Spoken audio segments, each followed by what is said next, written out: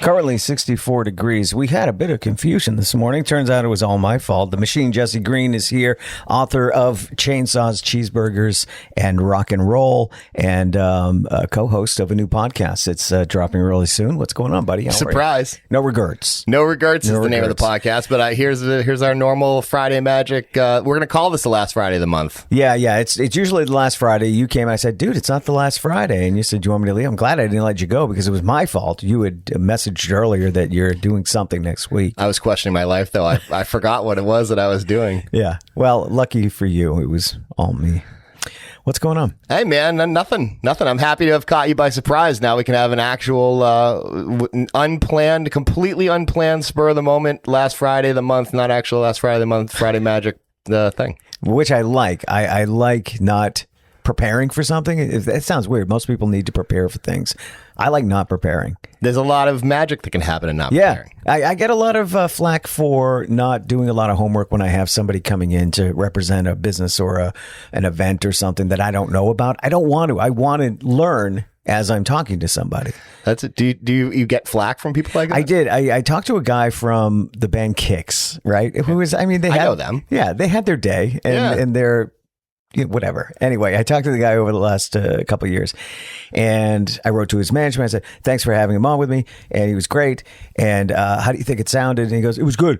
You didn't know that they had a best of coming out, though. I'm like, no, I didn't know a lot of things about Kix. I know what I know, but I talked to him to learn more about it. Yeah. But because I didn't know 100% of what they were doing, they looked down on that. Like I should have been telling the guy. Like there were people who interview people that say, you've got a new album coming out and it's called this and it's coming out on this date and it's got this song on it. No, let the person talk about it. Hey, anything new coming up? Yeah. And let them go. That's interesting because it brings up a good issue of managing expectations. Yeah. Whether it's the expectations of the interviewee who expects that you know what everything about them that you want to talk about. I know that I like it when I walk in an interview and they're like, hey, blah blah blah. Sure. Or is it managing the expectations of the interviewer? Wait, did I say interviewee before? You said interviewee, yeah. So I've already confused myself in this analogy. However, I know where you're going with it. Be that as that may be, like, well, is it the interviewer or the interviewee that needs to manage their or the management, whichever, right. Same thing, that needs to manage their expectations of, and that's the your side of the table way to frame things because I've heard interviews where it was like, I can't believe this interviewer doesn't know anything about this person that I'm super interested in that I know all this stuff about. Yeah. And then I've heard them where the interviewer knew so much that the interviewee was like, oh, wow. Why'd you have me on? Then? Yeah, like you know everything. I don't know. There's nothing more to say. I've been there before. I've tried to impress people with my knowledge. If I'm talking to a celebrity or whatnot, I try to throw like, I know this about you.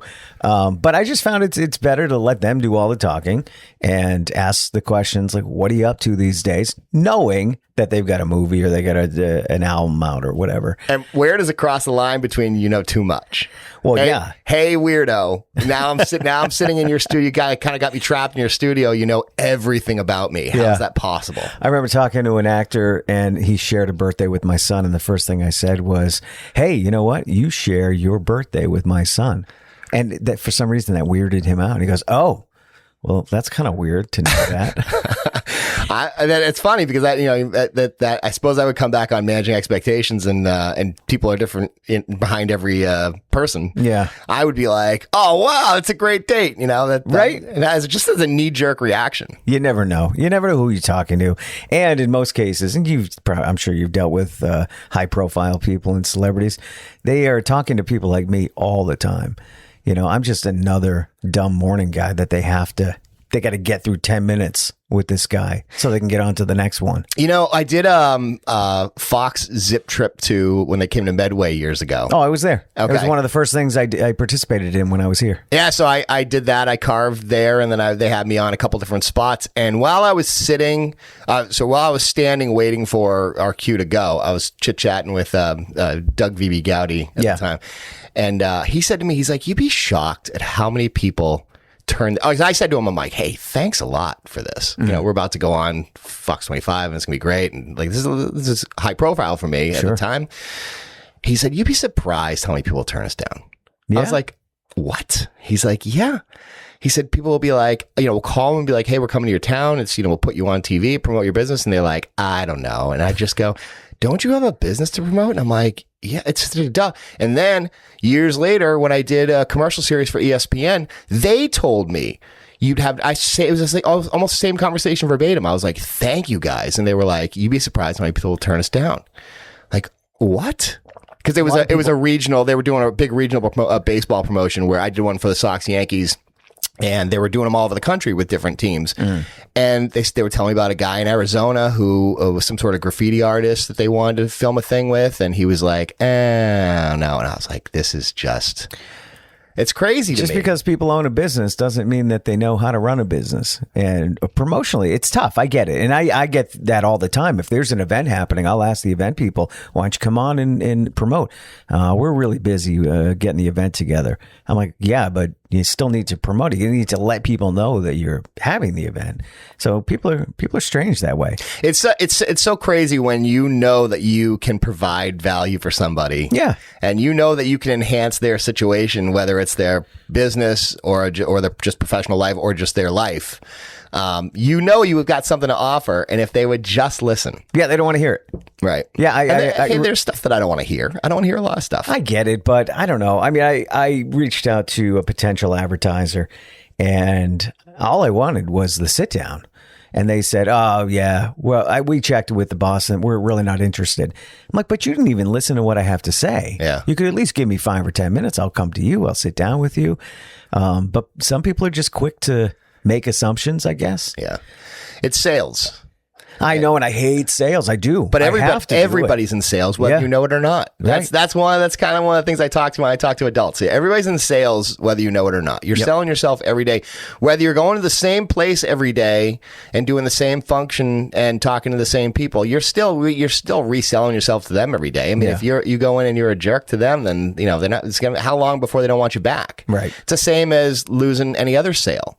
Just because you've already made the customer doesn't mean you can't lose the sale. And that's not to say that customers can't be the ones to go off the rails, because that happens plenty. Yeah, customers always right. I don't think that fits anymore. Oh, no. No, I don't think anybody should. I don't think anybody goes. Does anybody even go by that business model now? I haven't heard it in years, but that was the thing. So many businesses I find now are like, we don't need it. We don't need you. We don't need you. Yeah. For every one of you, we've got 2 other nice people that'll come in. Go kick sand chainsaw guy. And I think there's still people out there that don't understand that. And in the back of their mind, they're like, no, the customer's always right. So I'm going to be a total jerk. And then they're surprised when they get kicked out of the store. Yeah. I mean, I think that you always get more flies with honey in general. Sure. But a lot of people don't go for that. I think my bass player is one of them. We were making fun of my bass player earlier privately. Yeah. I don't want to go into it. It was all good stuff, dude. Yeah. He's not listening to this. No. Have you been gigging? Actually, we've got we have a rare local gig tomorrow night. We're playing Johnny's Hillside in Norton. Oh, wow. Yeah, I know people that play there. Yeah. This is Fever Dream, by the way. Fever Dream. You guys have been around for 24, almost 25 years. That's crazy. I know, right? Usually play Boston, downtown. So to come outside to here to where people like from the area can actually access us is a pretty rare and cool thing. Right? Because it's not easy to ride into the city. No, and usually we play Lansdowne Pub from 10 to quarter to 2. That's late, yeah. I think it's a quarter of 2 or quarter of 1. Quarter of 2. That makes me, yeah. Oh my God. So tomorrow night we're playing 8 to 12. I'm like, nice. 8 to 12. That's 8, 9, 10, 11. 4 hours. We'll probably do, well, actually, we might do 4 sets. Is that normal? 3 or 4 sets. For you guys? Yeah. Yes. Okay. We only do 3. It's kind of standard around here. Yeah. Maybe I got the times wrong. I wouldn't want to do 4. And I wouldn't want to do we did 2 in the morning. We did it the other day. We did it the other day, almost impromptu. I'll do out the set list, and I didn't realize we were playing for this one gig, this beach club down in Rhode Island, this private beach club. And we got there, and my lead guitar player was like, it's 4 hours. I'm like, oh, all right. Isn't that the worst, finding out information like that as soon as you get there, and you forget to tell the other guys? It doesn't matter too much because I basically just treat the set list like a suggestion. I play DJ up there, and I'll just based on how the crowd's reacting is how I call the next song. Oh, sure. But if you know it's 4 hours and the other guys don't, they think it's 3 on the spot, nobody's happy with you. If that were the case, then, we would have had half the band walk off. Right? Right. I've been there before. Right. Oh, sorry, guys. We don't get booze and beer in food tonight. Right. Well, you told us we did. I got to pay for it. And then they want to leave. We're never coming back here again. I don't want to go back. I can't say the stuff that I was saying off the air about some of the guys in my band. But they're all great. That's what you were saying. Terrific. Have you? It's funny. You take 5 personalities that have absolutely nothing in common, basically, except for coming up in relatively the same area and time of music, even though I'm 5 to 7 years older than everybody else. Are you? Yeah. And so even my influences are a little different than them, which causes a lot of headbutting. Yeah. They miss the whole hair metal awesomeness. Yep. And they think it's stupid. And so they think grunge is like the original music. And I'm like, you guys. So, but you and it's been almost 5 years of fighting. Yeah. And we have, and having to struggle to manage expectations. And even though I might be the only one who's actually like thinking about managing expectations, everyone else might just be like, shut up, or whatever. And somehow when we come together, it's magic, and the crowds, they seem to love it. Yeah, we've been playing together for a long time, and we are friends, which is nice. I got lucky with this band. We all have known each other. The Pub Kings, yeah. We've all known each other, and we all get along well. The drummer's 10 years younger than me, so musically, sometimes we're a little off. Mm-hmm. But we did connect when we put together a band called Vegas Wedding. And it was all like those one-hit wonders from the late 90s, early 2000s. There was a lot of Marilyn Manson, the heavy stuff. And I remember one night on the phone, we're talking and we're hitting the same songs that nobody, SR-71. Do you even remember them? Yeah. Okay. But nobody does. And we both like said it at the same time. And then there's another song off the American Pie 2 soundtrack. We're like, we got to do that. Yeah. It was such a cool moment of vibing with somebody 10 years younger than me. We kind of met in the middle. Yeah. But for the most part, we all agree on music. And because we've played enough that we know the crowd, and it's not what we want to play. Mm-hmm. It's like, oh, that crowd at that brewery is going to love this song. So we can all at least agree on that. I'm about 25 years older than the average customer in Boston. Yeah. And so it's it can be tough for me when we're trying to pick new music. Yep. But we've managed to figure it out. But yeah, it is funny when you try to put science behind all this stuff. That's why we love breweries, because it is Brown Eyed Girl and Country Roads, and because it's universal and it's an older crowd at a brewery. Yeah. I don't think I could do the 20-something clubs. I've put a lot of thought into this myself, because I fantasize sometimes about starting a reggae band. Something that's with a much more, that kind of because chill vibe. Yeah, because I played high energy for so many years, and I love it. But you really have to have you got to have a certain crowd dynamic for that to work. Yeah. And I've had the experience over the years plenty of times of trying to do that act when there's nobody there. Yeah. It's embarrassing. Tough. Yeah, it's real tough. So so if sometimes I think to myself, if I just had this, because I love reggae, mm-hmm. If I had something like that, I could almost even sit. I don't know if I bring myself to sitting down, but I could almost even sit down. I actually like sitting down and singing. For some reason, it opens me up more. We did it once, but it was a patio vibe. Yeah. So we could sit down. It's again, it's managing expectations. And, Yeah. and when it comes to motivation, that's usually the topic which we're going for. It's what is sometimes it can be hard to determine between what is pure fantasy and what is a dream that you actually really are going to miss out on in life if you don't go for it. Right. And I've been able to, I'm usually able to put some analytical thinking to almost any idea, and usually debunk for myself just about any idea, unless it's the idea that's truly, so like some people will react real fast. They'll go in or out on something instantly. And I frankly don't know how people work that fast. Yeah. I put so much thought into it. It annoys everybody else around Oh, me. sure. I obsess about things that I want to accomplish. And I'll just attack I'll think around it from every angle that I possibly can manage to wrap my little brain around. Yeah. And poke reason holes in it. It drives my wife crazy that I'll do that, because she'll ask me, like, a woman hypothetical, like, hypothetically, would you like to do this or this? And I would go, it depends. Are we talking about this? And she's like, oh, let's forget it.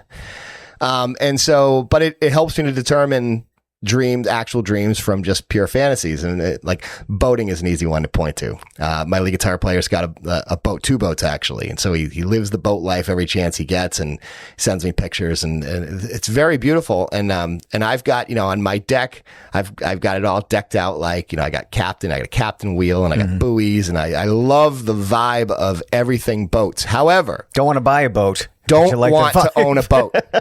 I mean, just the experience of dealing with my kayak is enough to make me go, I don't want any of the responsibilities or the pain in the buttness of having to do any of this. Yeah. And they say boats are just like, money vacuums in the water. Oh, yeah. The 2 best days of a boater is the day they buy it, the day they sell it. I actually I'll watch content on boats, and we've documented really well how much I love vans. My van is a stealth touring van that I can sleep in the full apartment basically in the back of it. When I park it at my in-laws in New Jersey, they hate it. But you can't tell that I'm sleeping in there. But nevertheless, be that as that may be, I actually watched a video the other day that broke down. I was like, well, I'll click on that. How marriages will end based on boat ownership. Like, what's the most common ways? I can see that. And they laid it out. It was like a half-hour video that laid out all these things that you wouldn't have thought about from, the one person if there's one person in the couple that loves the boat and the other one was just kind of talked into it. Okay, yeah, it'd be fun.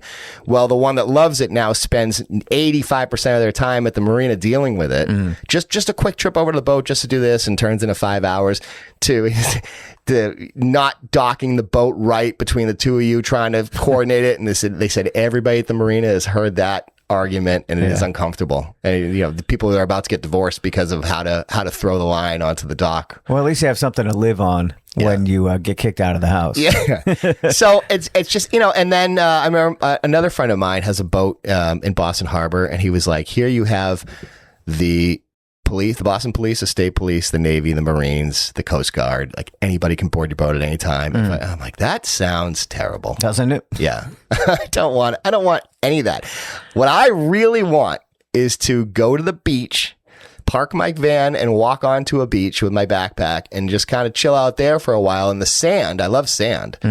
And go in the waves a little bit, and that's really it. I mean, actually, when I break it all down and reason hold for myself all the day, I don't actually want to be on a boat at all. I just want to be on the most I want a way to get to the most remote beach that I can. So if I just pick out the beaches where I don't think anybody's going to be at and be strategic about it, and I can walk out to where there's nobody, that's my idea of heaven. Then to go back to my deck where there's a buoy. Right. You don't have to get the boat out of the water. You don't have to store it. You don't have to clean it. You don't have to pump it or whatever. It's pure fantasy for me, the whole boating thing. It really is. I lived the boating life in my younger years. My parents had a boat. We grew up on a lake, so I did that already. And it was fun while it lasted, but I'm done with that too. I like being on the shore. I like the shore of anything.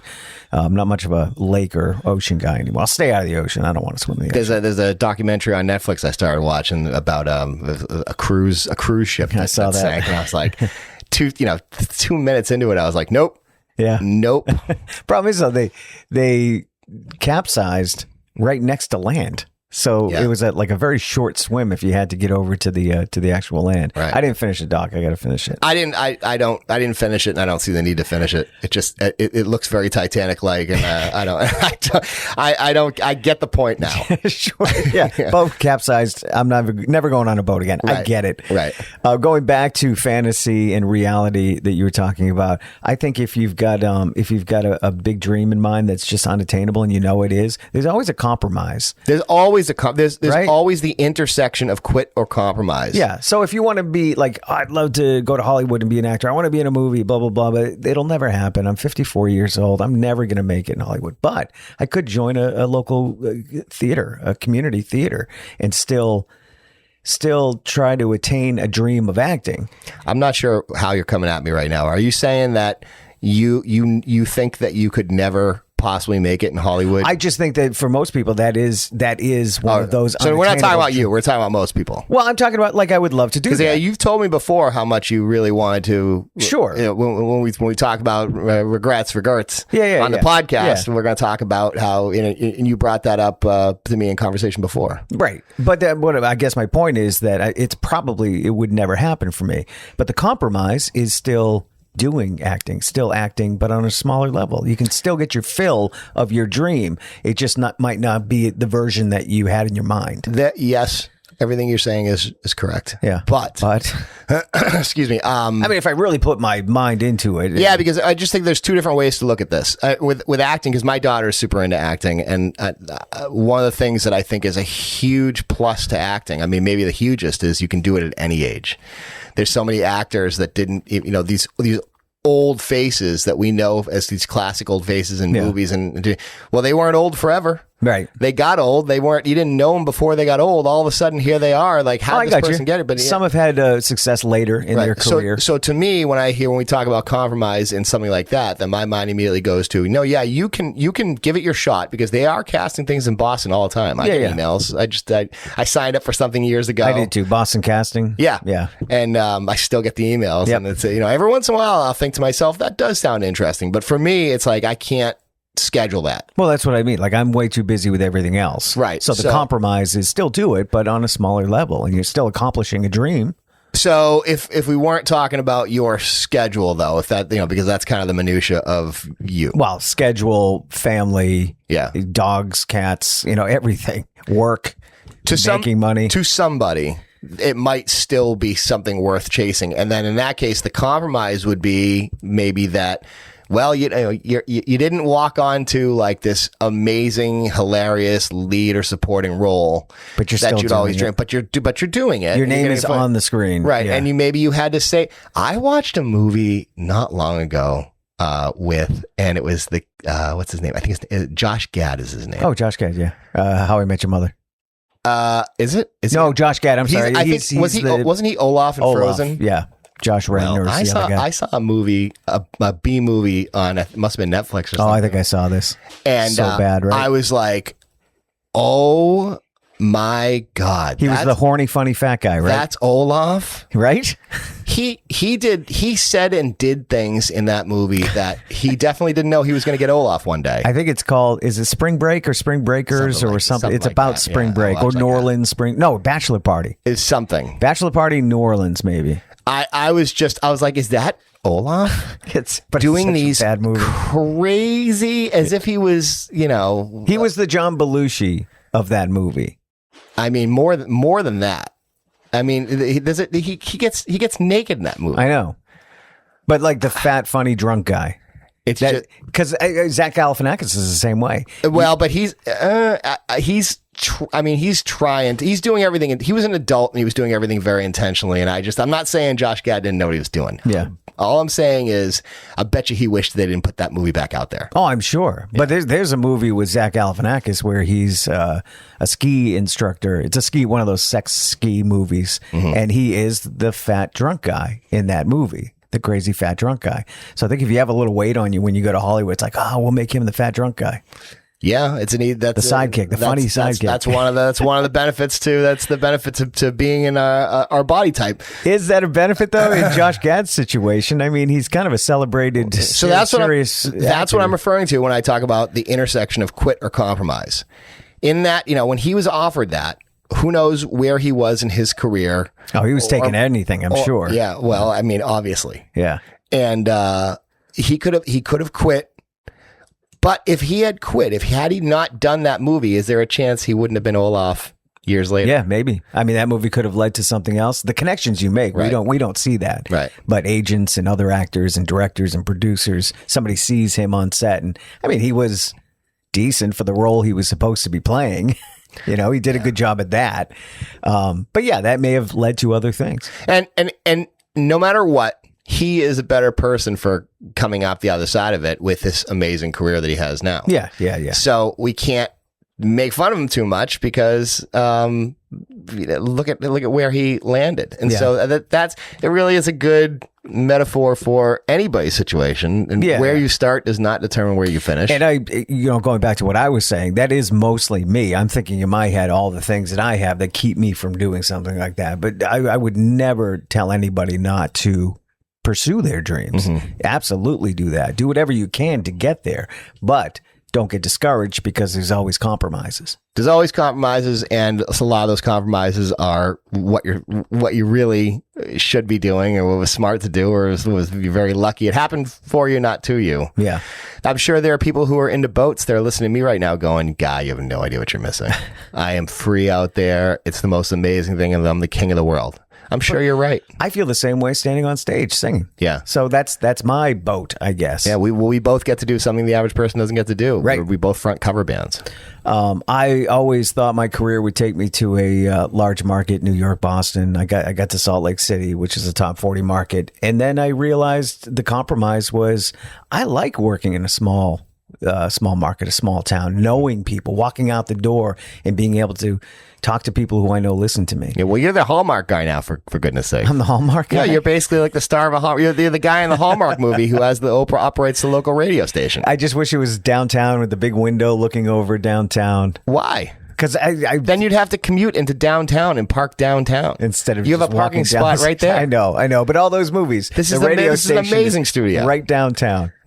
Yeah, but that's there. That is a compromise. I got a niece that commutes into New York City right now, and you know how amazing is that? She's already sick of it. My wife used to commute into New York City, and it was amazing for a while until she got sick of it. Sure, yeah, everything gets old, obviously. Yeah, but yeah, that's my compromise: is being happy working in a small market. Then I seeked out small markets and worked in a couple great ones where everybody knew me, and that's not toot my own horn. It's just because I set myself up for success in a small pond. I like big fish, small pond. Mentality. Any time that I had any sort of opportunity where I could have expanded my businesses, it always just to me looked like more money, more problems, or more response. Not just taking on extra people means having to manage people. Right. And all I ever want to do is just be just me. I got a few people helping me out with this thing, but I'm pretty happy. Yeah.